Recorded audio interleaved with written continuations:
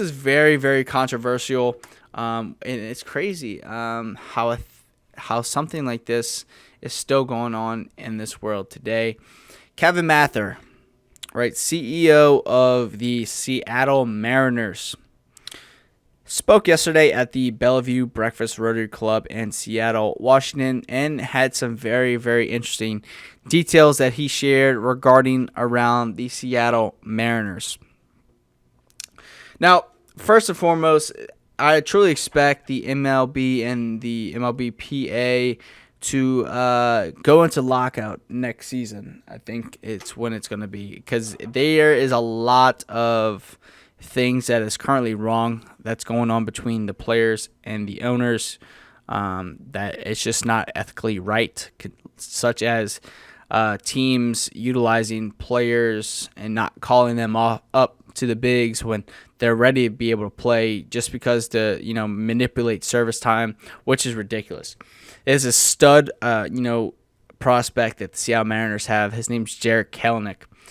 This offseason, he was offered a 6-year deal plus options and substantial amount of money, and he turned the Mariners down. And he's betting on himself to do better, because you're seeing all these players, such as Manny Machado, Fernando Tatis Jr., right, just to name two. They're getting $300 million plus contracts. Bryce Harper, right?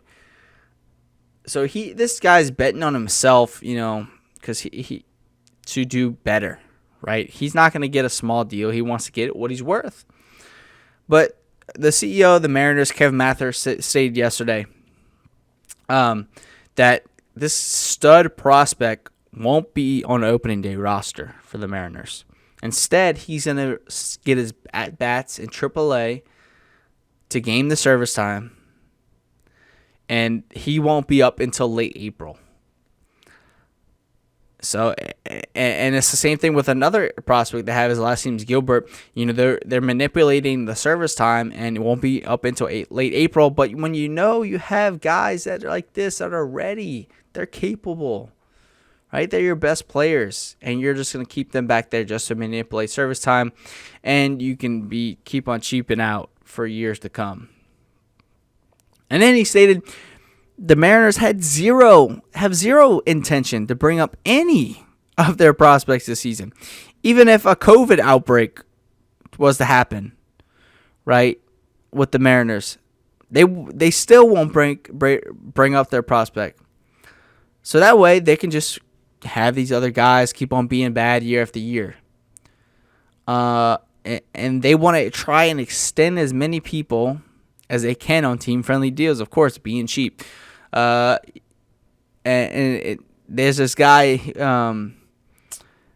the players really try to talk out. There's another good guy that's on the team, Evan White, right, who recently just got a long-term deal, I believe, last season. But the players tried so hard to talk Evan White out of accepting this, because it's an organization like that. You're like, man, stay away from here.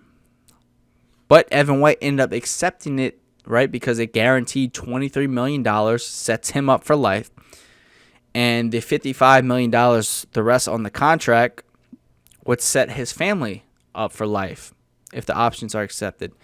I mean, so you really can't deny it, for someone chasing the bag like that and, accepting it. But it's tough, man. It's tough. And we have even more service time manipulation being done by the Mariners. This dude named Riley won't be up in 21. Taylor Trammell, one of the speedy outfielders they have, he's going to be a late summer call-up. So, once again, you have good players just wasting time in the minor leagues. Julio Rodriguez, another star stud they have on the team. The dude, Kevin Mather, stated yesterday he won't be in the Mariners organization. He won't be at the big leagues in 2021, maybe 2022. But worst case, he's going to be up in 2023. For him, in 2 years, the dude was hitting bombs last year as an 18-year-old. It's just crazy. And he even stated something about the dude's English was so bad, right? I'm like, that's a big no. You can't say stuff like that, man. You cannot say that at all. So Kevin Mather also stated yesterday, longtime third baseman Kyle Seager, right, brother of Corey Seager, World Series MVP of the Dodgers last season, stated this is the last year of Kyle Seager's year for the Mariners. But he'll be in the Mariners Hall of Fame when it's all said and done. Bro, how can you straight up say your best player for the franchise favorite player for the past 5 years is gone after this year? Kyle Seager's wife put on Twitter yesterday, so should we put our Seattle house up for sale now? Or the fact that this dude still has a job right now, it's insane.